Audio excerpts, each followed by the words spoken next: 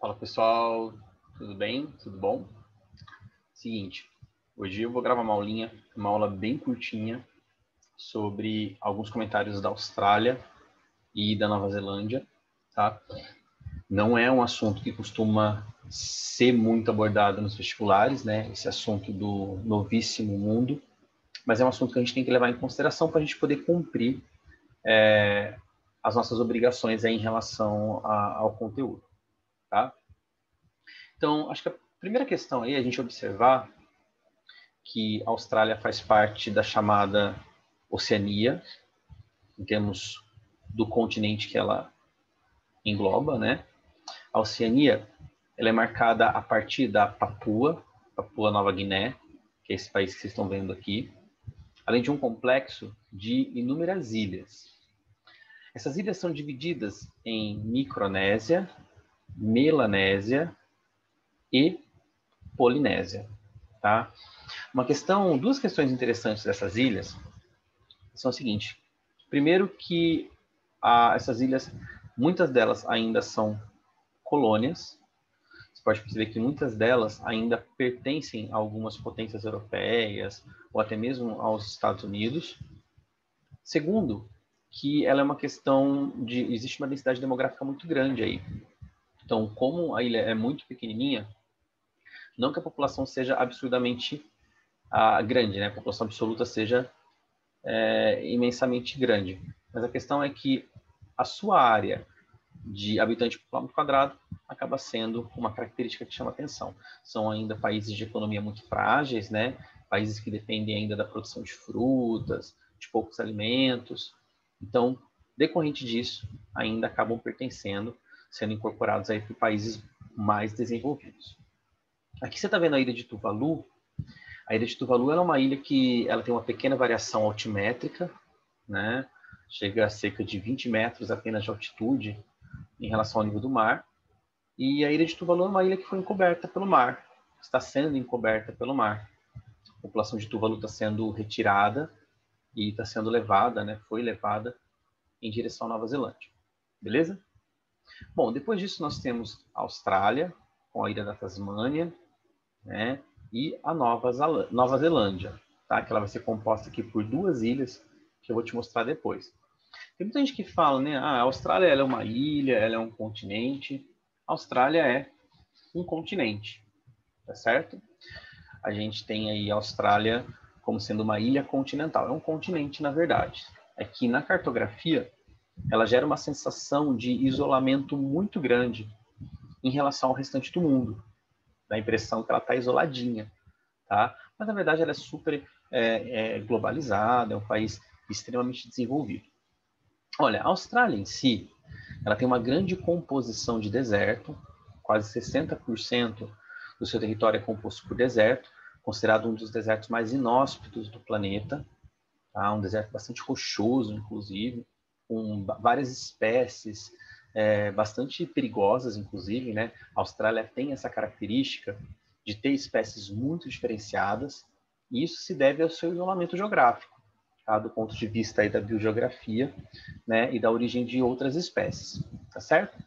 Depois nós temos aqui a famosa Cordilheira Australiana, que não é uma grande cordilheira, a altitude dela chega na casa de 800 metros em alguns pontos, né? Numa média aí, bem pouquinho. Hoje aqui eu estou em Pirassununga, chega uma média de 700 metros de altitude.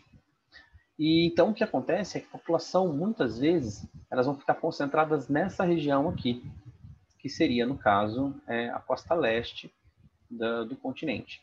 Tá? Nós temos nessa região o famoso Recife de Corais, né? Um grande Recife de Corais, que inclusive dificulta a navegação, e por conta disso fez com que a colonização ocorresse bem nesse trecho aqui. Olha, e falando em colonização, a Austrália ela tem uma história muito interessante, né? A Austrália ela tinha tudo para dar errado, mas ela foi um país que deu certo, tá? A Austrália ela era uma colônia da Inglaterra.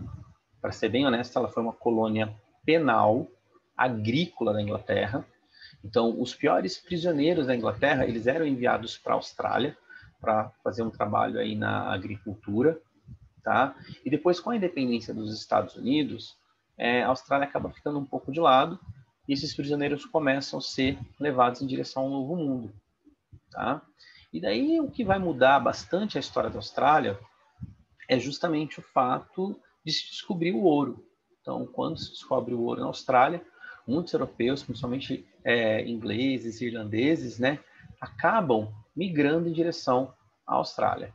E hoje faz com que a Austrália seja um dos países aí de melhor IDH do planeta. Tá? Um país bastante desenvolvido, uma população relativamente absoluta pequena, até mesmo porque essa área central da Austrália ela é uma área necúmena, né? Ou seja, ela é uma área não propícia à ocupação humana. Tá certo? Então, esses são os meus comentários para vocês da Austrália. Economicamente, ela tem setores agropecuários aí, né? Como a pecuária extensiva bovina, de ovinos também, tá? Um país que tem algumas riquezas minerais, entre elas a presença de algum carvão, algum petróleo, né? E também de bauxita. Hoje a relação da Austrália é uma relação muito forte com o Japão, relação econômica, tá? A Austrália e o Japão estão diretamente ligados nas suas economias, beleza? E o segundo país é a Nova Zelândia, né? A Nova Zelândia, que também é um país que se destacou muito aí na questão do combate ao Covid, né? Porque conseguiu praticamente eliminar o Covid do país. Ela é dividida em Ilha do Norte e Ilha do Sul, separada pelo chamado Estreito de Cook, né? O James Cook, que foi o colonizador que descobriu a Nova Zelândia, tá? Inclusive, a Nova Zelândia ela tinha uma população muito grande de maoris, enquanto a Austrália tinha os aborígenes, a Nova Zelândia tinha os maoris, que foram populações indígenas completamente dizimadas. Então, a Nova Zelândia é um país também que se destaca do ponto de vista do IDH, do ponto de vista econômico, de muito desenvolvimento, mas o que chama muita atenção aí é a questão do seu interior sendo coberto por montanhas, né? Sendo cobertos por dobramentos modernos. Então, a Nova Zelândia ela é um país instável do ponto de vista geologicamente, suscetível a vulcanismo e suscetível também a terremotos. Beleza? Abalos sísmicos. Bom, é isso. Daí a gente tem aí alguns exercícios para a gente poder completar. Então, o primeiro exercício ele pede que a gente identifique cada um desses números, tá? Um assunto bem tranquilo. Eu chamaria atenção para vocês do Trópico de Capricórnio, que atravessa o território australiano. Número 2, pede para que a gente faça a associação do ponto de vista histórico também, mineral, de cada um desses países. Um exercício muito tranquilo. Você pode dar uma olhada aí, né? Chamaria atenção para a questão da Polinésia Francesa, que durante muitos anos, né, teve a realização de testes nucleares feitos pela França. E exercício número 3. O imenso território australiano configura uma vasta fronteira para o capitalismo japonês. Né? Falei ali para vocês. Considerando a afirmação acima, caracteriza as relações comerciais entre esses dois países, né? Identificando o interesse dos japoneses na Austrália. Tá? Então, apesar de serem aí rivais, são parceiros econômicos. Por quê? Porque o Japão tem interesse nas matérias-primas australianas. Questão tranquila, tá? Questão número 4, uma questão também bacaninha, questão da Unicamp. A Oceania é um continente formado por um conjunto de ilhas e pela Austrália, né, e Nova Zelândia, também é uma ilha, né? Com base no texto e observando os mapas, abaixo responda. Então ele traz aí a precipitação média da Austrália, tá? Ele vai mostrar que ele mostrou umas chuvas no inverno, tá? Então essas massas úmidas chegando aqui no deserto, tá? 1.500 é um valor considerável, tá? É um valor considerável. E o relevo na Austrália, mostrando a cordilheira australiana, tá? Há uma região aqui de planície, que na verdade é uma grande depressão, e um grande planaltão. Bom, os gráficos não vão auxiliar tanto assim, os mapas, né? Sabe-se que a Oceania pode ser compartimentada em 3 grandes conjuntos de ilhas. Quais são? Aqui, ó. Micronésia, Polinésia e Melanésia. B. Com relação à Austrália, quais as características do relevo australiano? É um relevo antigo, né? É um relevo estável, formado por um enorme planalto, né? Com uma região de depressão e também nas planícies litorâneas. C. Ainda sobre a Austrália, por que na Zona Norte as chuvas ocorrem no verão e na Zona Sul apenas no inverno? Né? Então, eles estão, primeiro você tem que observar que eles estão aí sendo atravessados pelo Trópico de Capricórnio, tá certo? Então, no norte, você vai ter a presença de um clima tropical.